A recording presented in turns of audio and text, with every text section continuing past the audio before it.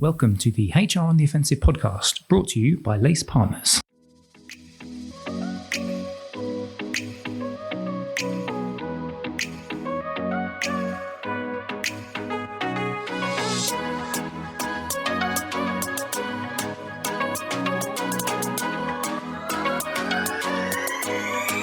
Good morning, good afternoon, and good evening, and welcome to the latest HR on the Offensive podcast. It's me, Chris Howard, joining you once again from Lace Towers. So I'm in the office today. I'm joined by a couple of guests and a co-partner, co-anchor, co-host. What would you describe yourself as, Debbie Mitchell? Co. Let's just leave it at co. I'm there for whatever you need me to be there for. Lovely. And today you're going to be there for me for mentoring, because that's what we're going to be talking about. And let's bring our guests in before we get to our fundamentally different question. And just as a reminder, if this is the first time you're listening in, we'd like to kick off these podcasts with a fundamentally different question, which is totally not related to HR. So I'll introduce Charlotte Watmore, who is the Inclusion and Diversity Project Manager at Wates Group. Charlotte, you all right? I'm good, thank you. Yeah, nice to be here. It's lovely to have you on. Lovely to have you on. And we've got Charly, who is the CEO and co-founder of the Girls Network and also co-founder of the Equilibrium Gender Collective. Hello, lovely to see you.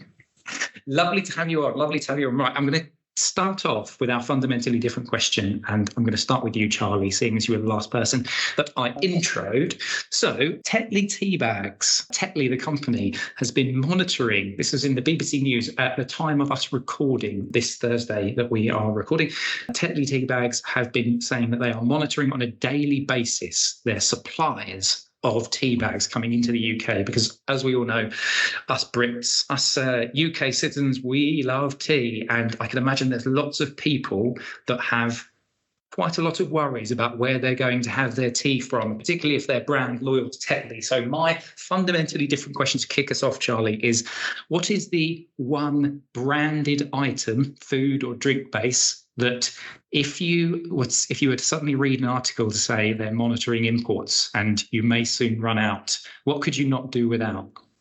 I mean, I think tea is a strong contender, isn't it? Although I have to say I'd go for Yorkshire tea, if I'm honest. Definitely tribalism around tea. And I have to start my day with a cup of tea. I do love coffee, but the first drink has to be tea.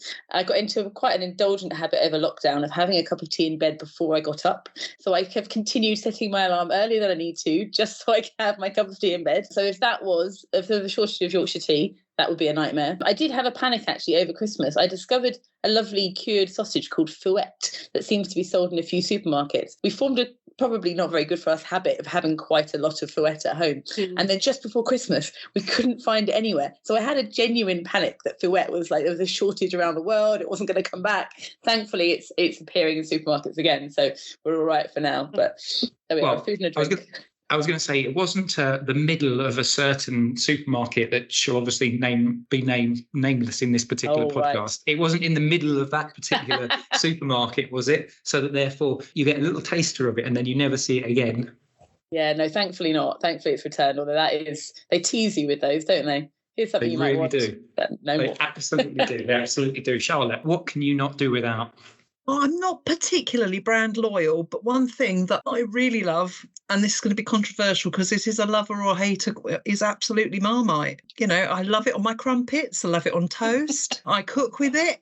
The kids and I used to make cheese and Marmite swirls where we roll it up into puff pastry. That's a big hit at Christmas. So, yeah, I think Marmite would be my food item of choice. So if you were told you can't have Marmite but Vegemite's okay, you'd be rejecting that. No, I lived in Australia for a while, and whenever anyone came to visit me, that was one of the things I used to say, please can you bring some? And like, please bring a large jar. And so yeah, I really missed it. It's just a very different consistency of Vegemite. So yeah, definitely Marmite for me.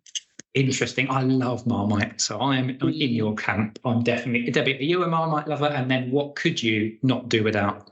I am a Marmite lover, and I'm a strong advocate of a Marmite rice cake with some Philadelphia on top. I mean, if you haven't, you must. So yes, definitely a Marmite lover, and also a spoonful in your gravy, always. And tea, I'm with you, Charly, on Yorkshire tea. always have Yorkshire tea unless we have to have Barry's because my husband's Irish. So occasionally we get Barry's tea, which is a brand, not just I'm not nicking someone else's cup of tea. And a man called Barry. It is a brand. Barry. I'll take that. Thanks, Barry. I also like to have my cup of tea in bed before I get up. But I do like it delivered. I don't like to have to go and make it myself and then go back to bed. And so I would go an extension on your Yorkshire tea. And Yorkshire tea make 2 other types of tea. They make a biscuit tea, which I have taken into the Lace office, and it has not gone down well. So this is flavoured like a biscuit and a cup of tea. It is fabulous, but they don't like it where I work. And then the other version that I can't live without is bedtime tea. I do like a nice cup of Yorkshire bedtime tea just before I go to bed, because I am that person, I am that rock and roll, that I have to have a nice herbal tea before bed. I absolutely. At about 9:15. I love that. Do you know, if my wife, not that my wife would listen, but if my wife, she works in insurance, but if she was listening right now, she'd be laughing her head off, because one of the debates that we have is that I never bring her tea in bed. And I've got a couple of friends whose the husbands do that to their wives, and she's constantly ribbing me about it. But let's not turn this into the HR on the Offensive Tea sponsored podcast. Let's get into the main crux of our discussions today. Debbie, I'm going to let you kick us off with the first question in a minute. But before we do that, Charly, can you just give our listeners a little bit of a background on yourself? And then we'll get Charlotte to give some of her background as well. Absolutely. So I used to be a teacher. I taught in a secondary school in North West London, teaching geography. And it was there that I founded my first charity, the Girls Network. And that was back in 2013. And the Girls Network is a mentoring charity for 14 to 19-year-old girls from the least advantaged communities around the country. And we pair them one-to-one with professional women to build skills and confidence, but also to open up networks and opportunities that they otherwise might not have access to. The aim being that they can be really ambitious for their futures, whatever it is that they're passionate about and they enjoy, and then we can support them to realise those ambitions. So they have a mentor for a year, work experience, workshops and opportunities, and then at the end of that year, they become what we call an ambassador, and they join our ambassador community, and that's like an alumni network. So they can continue to benefit from that network and those organisations that we work with, but they can also start to give back, come and speak to events, peer mentor, be inspirations for the next generation of young women. And the hope is that cycle continues and we can raise a generation of, many generations of ambitious, inspired, empowered young women to improve diversity and equity across the country, which is obviously great for everybody. And then more recently, I've established an organisation called the Equilibrium Gender Collective. So in recognition that gender stereotypes form at the point at which, or taken on board at the point at which gender identities are also taken on board, which is by the age of 3. So working at an early years stage, 0 to 5, to look at how can we minimise the unhelpful gender biases and gender stereotypes that are impacting on our children as they grow up, and that mean that those children are holding beliefs about themselves that are unhelpful. You can be this, you can't be this, you should be this way, you shouldn't be this way. So all in that same sphere of trying to tackle those gender stereotypes and make the world a more equitable place. Oh, that's lovely. So Charlotte, tell our lovely listeners a little bit about yourself as well. Okay, so I'm Inclusion and Diversity Project Manager at Wates Group. I've been with the organisation for a couple of years. And prior to that, I worked in a similar role at Richmond Fellowship, which is a mental health charity. And prior to that, I got quite a long career in financial services, including inclusion and diversity roles. But I also worked in learning and development for a long time and customer services prior to that as well. So yeah, I was with that organisation for a very long time. My role currently is very much looking at trying to create a fairer organisation. So trying to make sure people are treated fairly, they're paid, they're progressed fairly, and it's a family-owned organisation. And one thing that really attracted me to working for this organisation is they do genuinely care about their employees, and they're very legacy focused, I suppose. We've got really excellent site safety record, they're really innovative, really environmentally friendly, but it's not just about making shiny new buildings. It's about kind of that placemaking and creating that environment. Got really strong social value ethics. So creating a real positive impact on that community. And in my role, it's about ensuring, I guess, that our people are equipped to have conversations with a really broad range of colleagues and people that we interact with, really try and understand that different people have very different circumstances and actually what that means for them, and help create an environment where they can really belong at work, whatever their background or their demographics might be. Thank you. I think what would be a really great place to start? You both bring very, very different experiences around mentoring.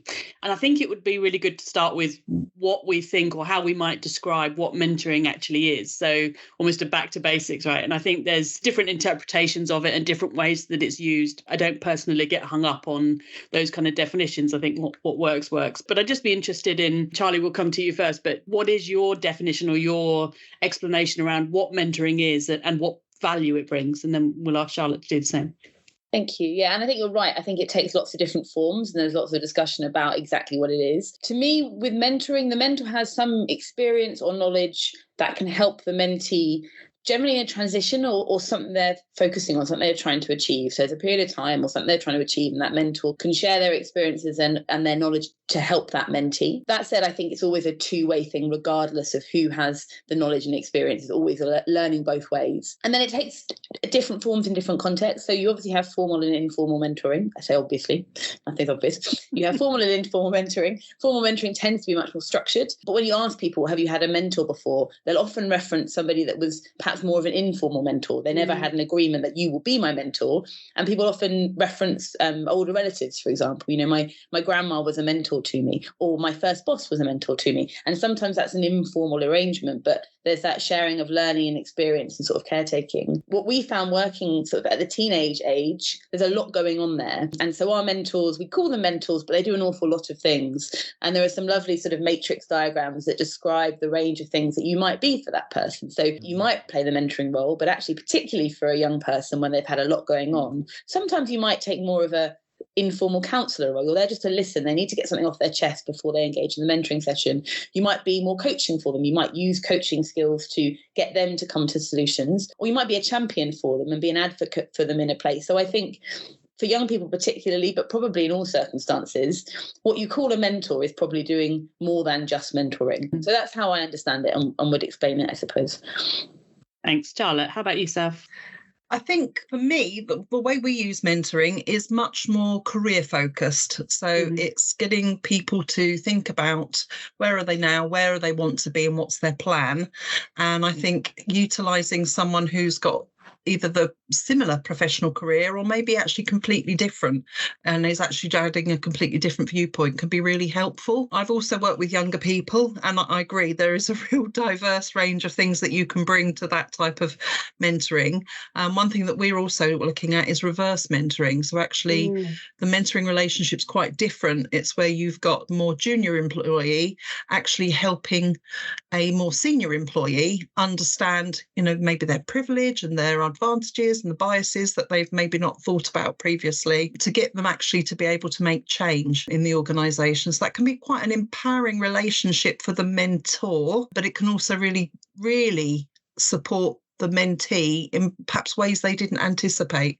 Can we pick up on this? Because I think this idea of reverse mentoring is really, really interesting. I'll stick with you, Charlotte, and then we'll get Charly's perspective as well. Do some of the individuals, or have some of the individuals that you've worked with where you've implemented this, how challenging do they find that process? Because I could imagine there are certain stereotypes that, well, even I would have thought about before. I've heard about reverse mentoring before, but even the first time I hear that, you almost have these preconceptions, don't you, about, oh, well, this is what a mentor is. It's somebody that I look up to, or it's somebody that looks up to me, and it's somebody that's in a more senior position to me if I'm looking up to them. But how challenging, and what are some of the sort of things to look out for that you've seen when it comes to trying to implement reverse mentoring into businesses? I think getting senior buy-in is really important, and actually understanding that it's not going to change everything immediately. I think it is very much one conversation at a time. I think the strength comes from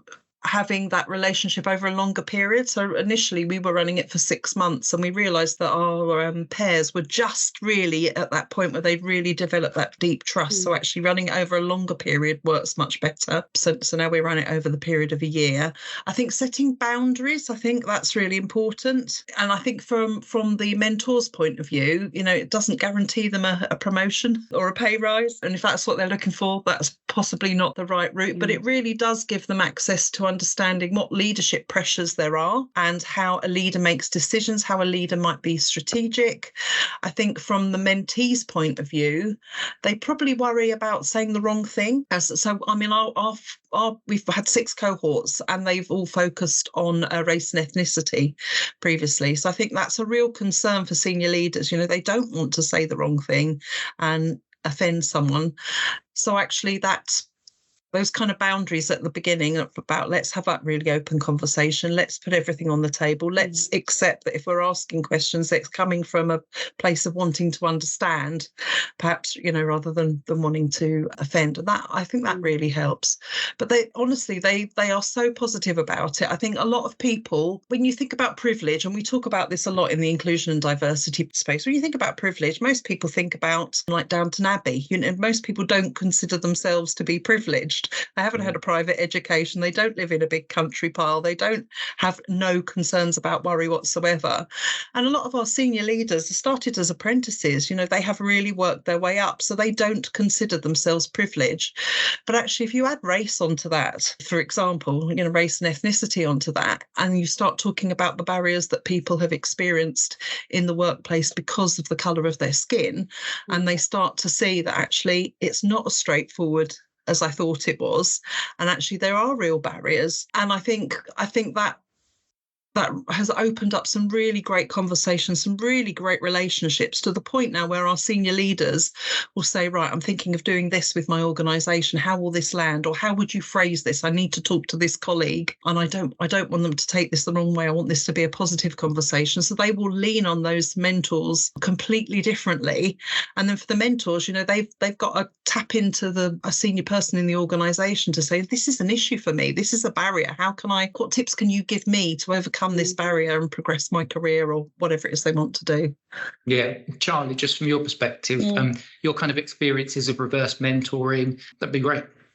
Yeah, of course. So we set up a reverse mentoring scheme, which we called Girl-Led Mentoring in the Girls Network a few years ago. And a similar premise, it was the young women that had been through the programme who were a little bit older, so sort of late teens, early 20s, were then trained to mentor senior leaders across some organisations we worked with. So we had our first scheme was with the Metropolitan Police, which for many reasons was a really interesting piece of work. And there were a lot of really important issues going there, and the girls going and the young women going in really cared about what was happening. So it made it a really powerful bit of work. And I think, for me, what's so exciting about that is that you are challenging those traditional hierarchies and power structures. So Charlotte, you were talking about when people typically think about mentoring, and you've got this idea of this senior, learned, experienced person.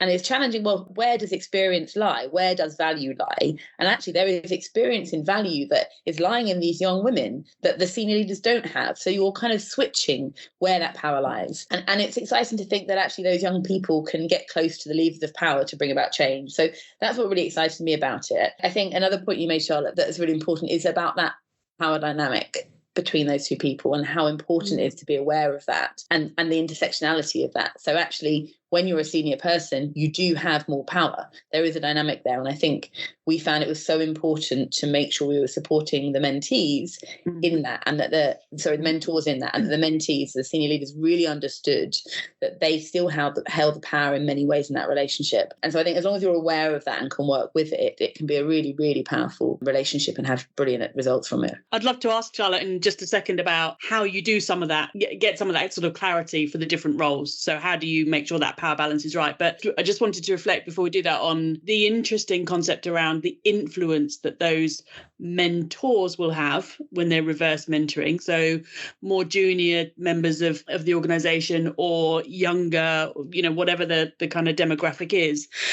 Because I think it's interesting that they then have an influence on how that organisation culture and values might be shaped or lived, right? So you talked particularly around sort of race, Charlotte, and I just think it's an interesting thing to consider. Is mentoring the traditional way is one thing, but this is really allowing that demographic to have an influence on how we talk, how we communicate, who we engage with, and how we do some of that, and really how we do our business, right? I think that's a concept I hadn't really considered in reverse mentoring. I'd sort of thought, if I'm honest and slightly ignorant, but I'd sort of thought, it would be lot about Gen Z helping Gen X or the baby boomers like me to understand technology and what drives the younger generations and those kind of things. And I hadn't really kind of given it that thinking the way you're describing it. So it's really kind of opened my eyes up to that. Yeah, absolutely. I think it's a risky thing, really, for both parties. They both have to be vulnerable. For our mentors, a lot of them are sharing very, very personal experiences where they've been felt psychologically unsafe or damaged, in some instances, if you're sharing a racist incident that's happened to you. But it's often little things like, I'll give you an example. One of our mentors was sharing that generally they always dress very smartly. They've been decorating at home. They needed an extra can of paint or whatever it was. They needed something from the DIY store. So they went out in all their painty gear directly to the DIY shop, and they noticed the security guard started following them around the store. And, they were said they went whenever they, that's one of the reasons why they dress really smartly, because that's, it's complete racism, but it's not something that the senior leader had ever even given a moment's thought to. They always get a receipt because they're always worried that they're going to be checked on the door. And it's just these little things that impact your daily life. As a white person, you don't give a moment's thought to. So it becomes quite deep, can be quite emotional for some people. But I think the fact that the company takes it so seriously, and we give this time for both our leaders and the mentors to have these conversations shows our commitment to actually addressing it. And I think that gives the mentors the confidence to share.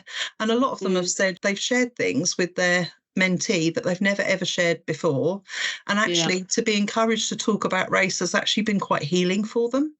And imagine the power if that DIY store had a similar kind of program in place, how that might, and that's a bit my kind of revelation, is how that might shape the way that they interact with their customers, their policies, their ways of working. It could be really powerful, couldn't it? Yeah, absolutely. I mean, someone else was sharing, they'd ordered food in a restaurant. They were out with a family. There was a big group, but I had to pay for it before the food was served.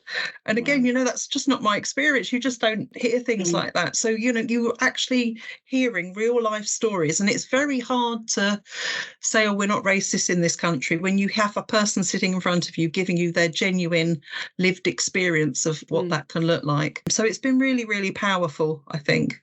In line with that, but sort of perhaps more broadly around mentoring, I'm interested in how you connect mentors to mentees. So, Charly, I think I know a bit about the process in the Girls Network, but just talk us through kind of how that works there, and then we'll look at some of the differences, Charlotte, with how that might work in corporate organisations.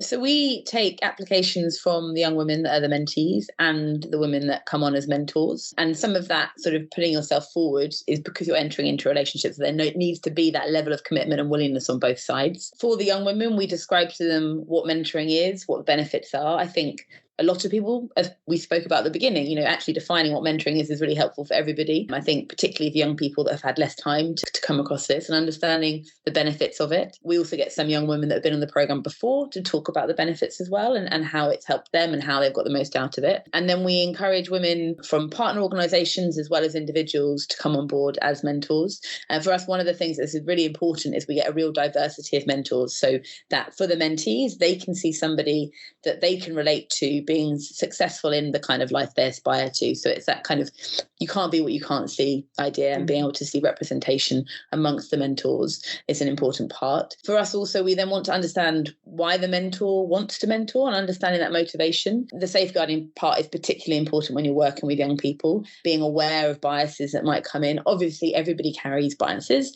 but trying to make sure that people are aware of those that they hold, so that can be a really positive relationship. So we have a selection process, training, safeguarding for the mentors. We also provide sort of training and induction for the girls. And then we have a brilliant matching session, which is a great way of, I think, kicking off the relationship. So it's a speed networking evening, and the girls and women get to talk to a range of different people. We pre-match them on paper, looking at their profiles, so we think they're great matches. But it's a chance for us to sense check that in reality and check that sort of in-person human chemistry, and also a great way to kick it off because everybody gets to talk to people. And it's amazing how everybody's really nervous to start with, meeting new people. And I think it's quite a revelation actually for the young women that the grown-ups in the room are scared too. And it's quite reassuring when we tell the grown-ups, don't worry, everybody finds because it's a bit scary until you start. And then there's something about being face-to-face, one-to-one with somebody, realizing nobody else is listening, like that person has no preconceptions, and you can just present yourself and have a conversation. And we have many teachers that will say to us, gosh, it's incredible, these young women who previously were sort of slumped on the chair, a bit reticent, a bit nervous, didn't want to join in, still have their coat and their bag on sometimes. And the minute they realize here's somebody who, you know, isn't my teacher that knows what I behave like at school, it's a completely fresh person that I want to sort of engage with. It's amazing how they'll sit up and lean forward and have wonderful conversations. So that's a really great way, I think, of starting off the mentoring. But that's the process that we use at the Girls Network. Thank you. Charlotte, tell us about yours.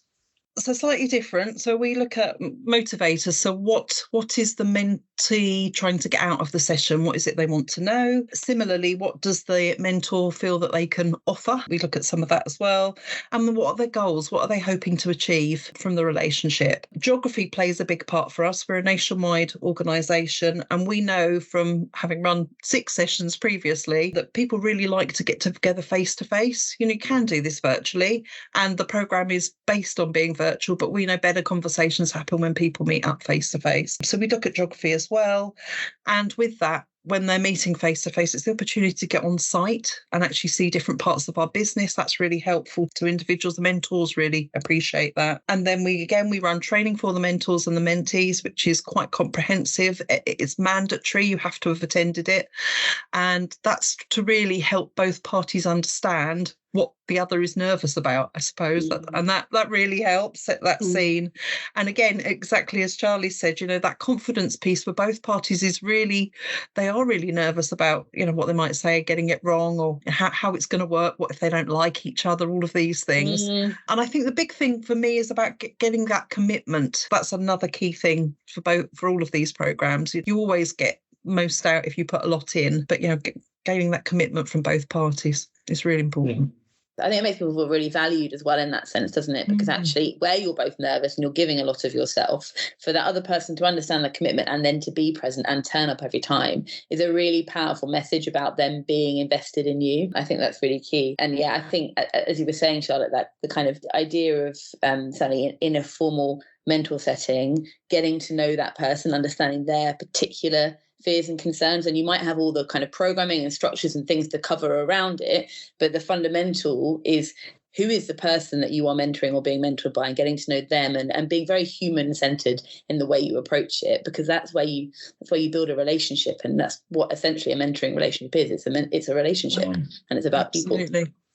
We are coming close to time, unfortunately, which is rather annoying because I've got so many questions that I still have unanswered. I wanted to talk to you guys about things like ROI. Debbie and I have been speaking about that, like how do you actually measure it? I'm quite keen also talking about like the value of recognizing the type of culture that you have embedding. We're looking to embed mentoring in, because for some cultures that maybe that just doesn't work as well, or maybe I'm wrong. Maybe it can work with any type of culture, but maybe we're going to maybe we'll save these for part two of the podcast. I think we're going to have to certainly do that. One question I just want to kind of get a final bit on from both of you, and I'll start with you, Charly, if that's all right.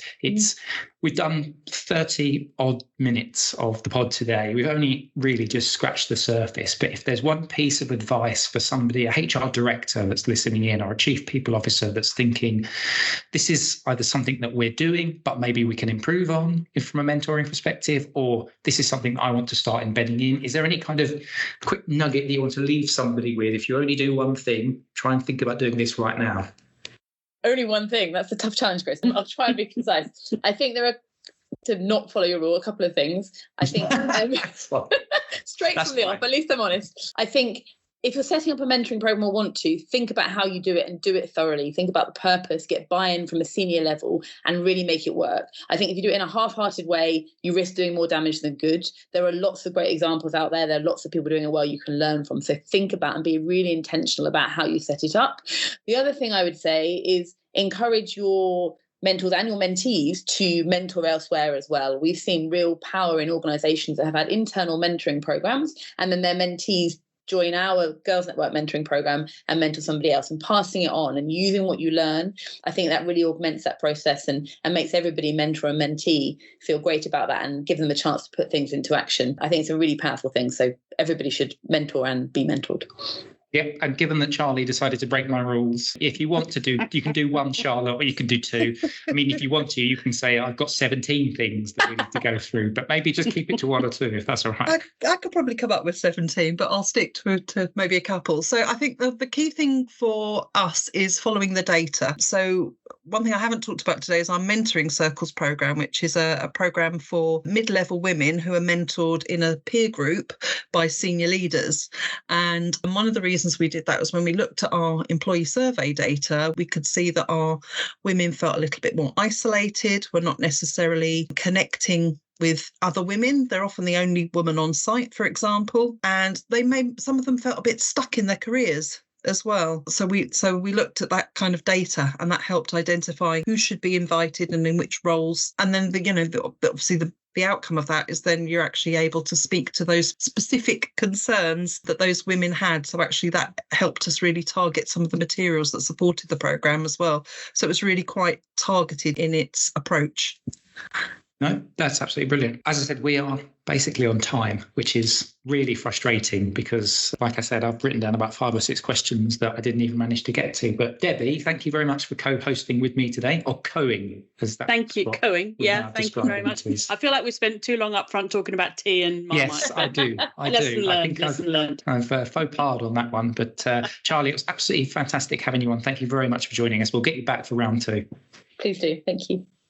And Charlotte, brilliant to have you on. Thank you for joining us. No problem at all. Thank you both. Thank you. You can, of course, get this podcast wherever you get your podcasts. So if you check the lacepartners.co.uk/podcast short link, you'll get access to all of our back catalogue. And we're on all of the usual places, Spotify, Amazon Music. We're also on SoundCloud, all of that good stuff, Apple Music. So once again, thanks from myself, from Charly, from Charlotte and from Debbie. And hopefully we will see you next time on the HR on the Offensive podcast. Bye-bye.